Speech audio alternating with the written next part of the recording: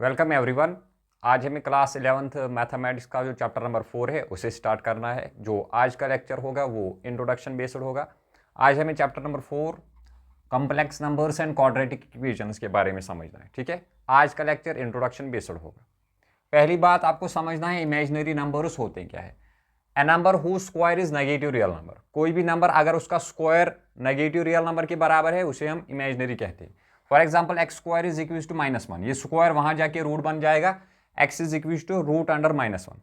या आप ऐसे भी समझ सकते हो रूट के अंदर अगर कोई नेगेटिव रियल नंबर हो, रूट के अंदर कोई नेगेटिव रियल नंबर हो तो उस नंबर को हम क्या कहते हैं, इमेजिनरी नंबर। अब इस रूट अंडर -1 को हम डिनोट करते हैं आई से। आई का मतलब है आयोटा। ठीक है, iota is equal to root under -1। अगर मैं आयोटा का स्क्वायर करूं, स्क्वायर रूट कैंसिल हो जाएगा, -1 आपका आंसर आ जाएगा। यहां तक आया समझ। रूट के अंदर अगर नेगेटिव वैल्यू हुई तो वे उसे हम कहते हैं इमेजिनरी नंबर, है ना। यहां आप ऐसे समझ सकते हो a number who square is negative real number, x square is equal to -1। Square है इसका, जो ये बराबर है -1 के, है ना, नेगेटिव रियल नंबर के बराबर है। रूट अंडर -1 को हम डिनोट करते हैं आई से। आई का मतलब है iota, iota is equal to root under -1।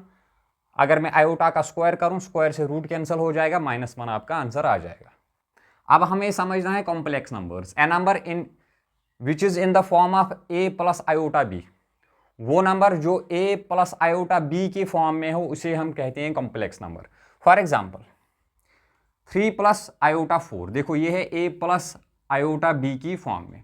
ये जो 3 है इसे हम रियल पार्ट कहते हैं, और ये जो आयोटा 4 है इसे हम इमेजिनरी पार्ट कहते हैं। कॉम्प्लेक्स नंबर में ये वाला पार्ट रियल होता है और ये वाला पार्ट इमेजिनरी होता है। कोई भी नंबर अगर a प्लस आयोटा b की फॉर्म में हो उसे हम कॉम्प्लेक्स नंबर कहते हैं।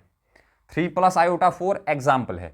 3 हो गया रियल पार्ट इसका और आयोटा 4 हो गया इमेजिनरी पार्ट इसका। z से हम इमेजिनरी कॉम्प्लेक्स नंबर उसको रिप्रेजेंट करते हैं, z से, इसलिए ये हो गया रियल पार्ट ऑफ z और ये इमेजिनरी पार्ट ऑफ z। ठीक है जी सर। अब कॉम्प्लेक्स नंबर्स इक्वल कब होते हैं, जब इनका रियल पार्ट और इमेजिनरी पार्ट सेम हो, इक्वल हो। If real and imaginary parts are equal therefore complex numbers are equal. For example z1 कोई मेरे पास एक कॉम्प्लेक्स नंबर है, ये है बराबर 6 प्लस आयोटा 3 के। z2 कोई कॉम्प्लेक्स नंबर है, ये है बराबर 6 प्लस आयोटा 3 के।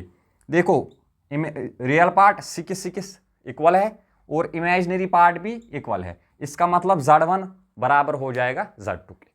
आया समझ में? Yes sir. आप इतना नोट डाउन करिए फिर हम आगे बढ़ते हैं। ठीक है,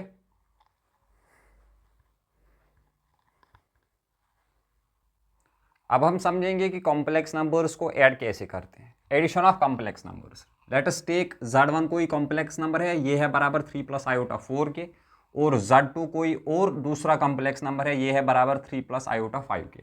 अगर मुझे z1 प्लस z2 करना है तो रियल पार्ट रियल से ही ऐड होगा और इमेजिनरी पार्ट इमेजिनरी की पार्ट से ही ऐड होगा।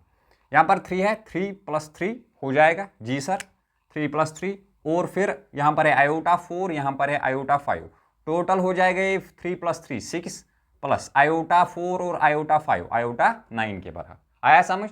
रियल पार्ट रियल से ऐड करना है और इमेजिनरी पार्ट इमेजिनरी से ऐड करना है।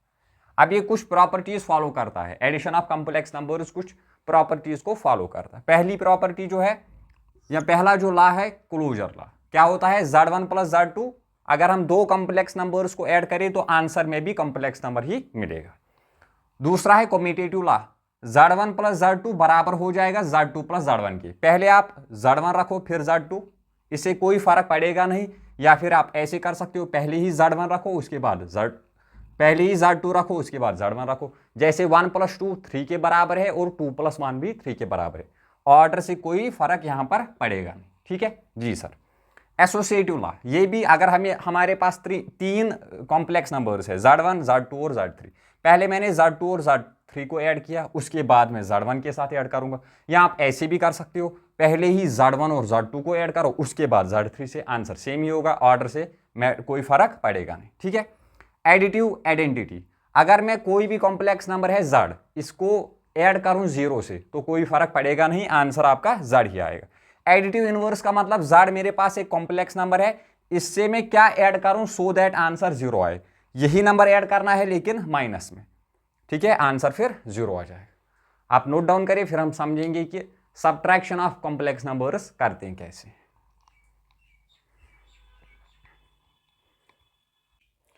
अब हम समझेंगे कि सब्ट्रैक्शन और मल्टीप्लिकेशन कैसे करते हैं कॉम्प्लेक्स नंबर्स को, ठीक है।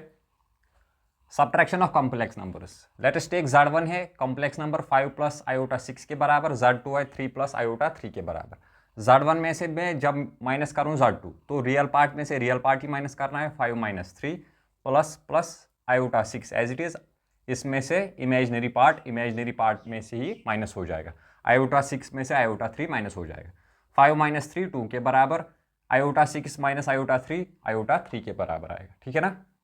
कॉम्प्लेक्स नंबर्स का मल्टीप्लिकेशन करते हैं कैसे, लेट अस टेक Z1 है 4 प्लस आयोटा 5 के और Z2 है 3 प्लस आयोटा 6 के। मुझे Z1 इंटू Z2 करना है।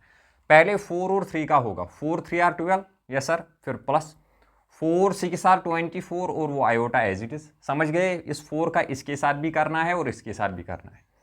फिर ये आएगा 5 प्लस 3, 5 3 आर 15 और ये आयोटा 15 आयोटा, 5 6 आर 30 और iota into iota iota square के बराबर, 12 एज इट इज, 24 प्लस 15 ये हो जाएगा 39 iota plus 30 as it is, iota square मैंने पहले ही कहा था आयोटा की वैल्यू होती है बराबर रूट अंडर -1 के।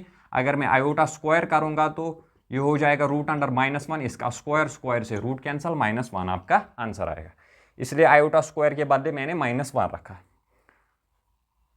12 प्लस 39 आयोटा प्लस 30 इस आयोटा स्क्वायर -1 हो जाएगा। जी सर, ये है -30, प्लस इंटू माइनस माइनस हो जाएंगे, -30 और प्लस 12 -18 के बराबर और ये प्लस 39 आयोटा आपका as it is.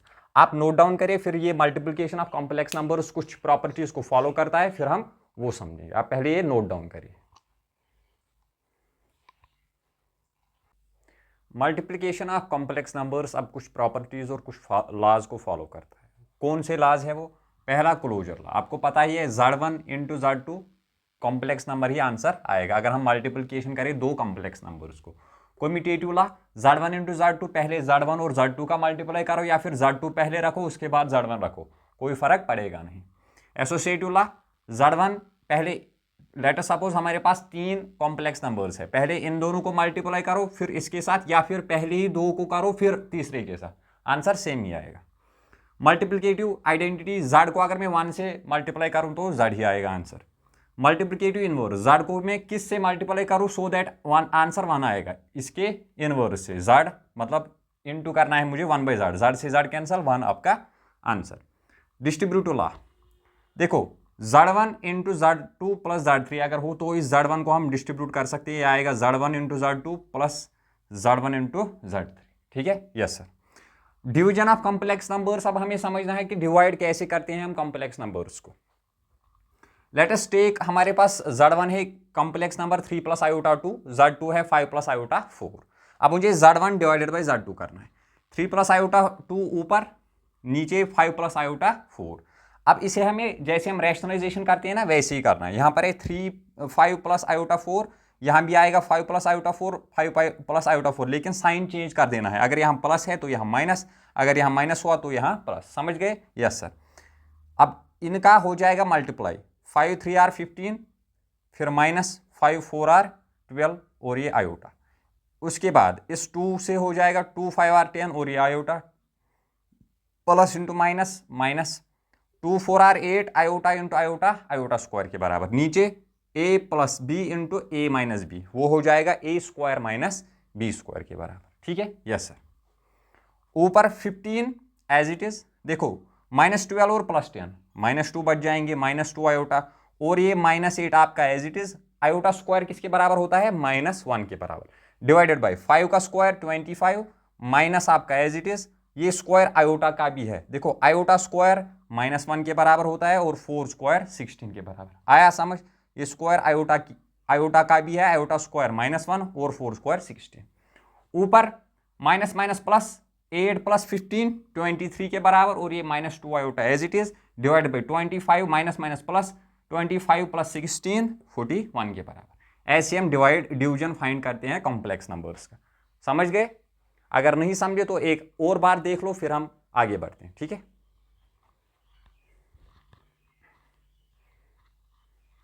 Powers of iota के बारे में अब हमें समझना है। देखो आयोटा रूट अंडर -1 के बराबर होता है। Yes sir. अगर मैं आयोटा का स्क्वायर करूं, स्क्वायर से रूट कैंसल, यहां बच जाएगा -1। Yes sir. आयोटा का क्यूब किसके बराबर आएगा? आयोटा क्यूब, इसे मैं तोड़ सकता हूं आयोटा स्क्वायर इंटू आयोटा के बराबर। Yes sir. Iota square into iota, iota cube के बराबर ही आएगा। आयोटा स्क्वायर के बराबर बदले -1, आयोटा स्क्वायर -1 के बराबर होता है, और आयोटा के बदले रूट अंडर -1, ये हो जाएगा फिर minus root under -1। 1 into root under -1 1 के ही बराबर, और ये माइनस। ठीक हो गया जी सर।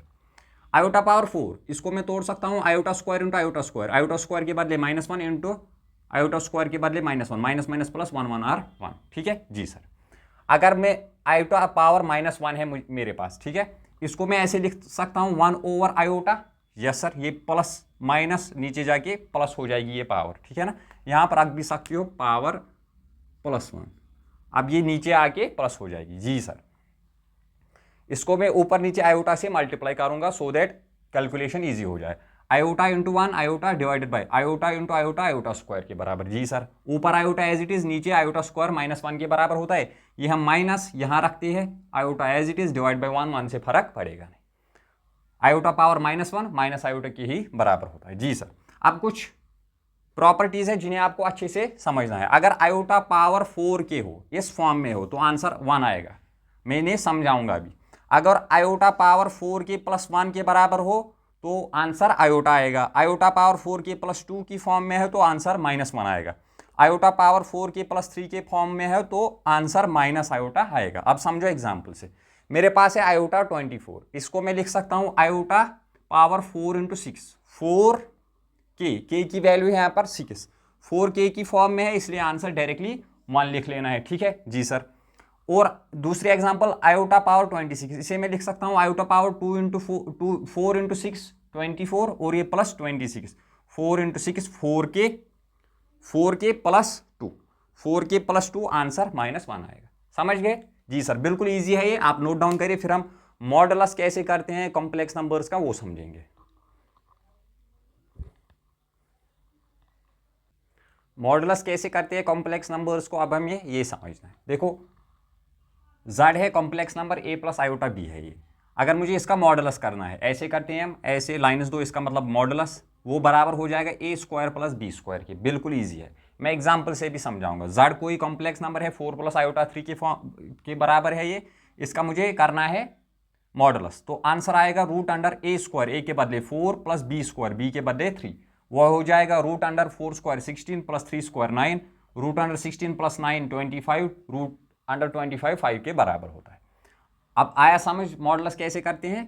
√a² + b²। हाँ, कॉन्जुगेट ऑफ कॉम्प्लेक्स नंबर कैसे करते हैं? z कोई कॉम्प्लेक्स नंबर है, a + आयोटा b के बराबर, कॉन्जुगेट मतलब z के ऊपर बार लगाना है, ऐसे हम रिप्रेजेंट करते हैं कॉन्जुगेट को। अगर यहाँ a + आयोटा b है तो नीचे आएगा a - आयोटा b, समझे। अगर ऊपर माइनस है यहाँ आएगा प्लस कॉन्जुगेट में। ठीक है जी सर। एग्जाम्पल z बराबर है 4 + आयोटा 3 के, मुझे इसका कॉन्जुगेट करना है 4, यहाँ है प्लस, कॉन्जुगेट में माइनस आएगा, माइनस आयोटा 3। बिल्कुल ईजी है, अगर वहाँ माइनस होता तो नीचे प्लस आता। नोट डाउन करिए, फिर हम पढ़ेंगे इनका मल्टीप्लिकेटिव इनवर्स फाइंड कैसे करते हैं।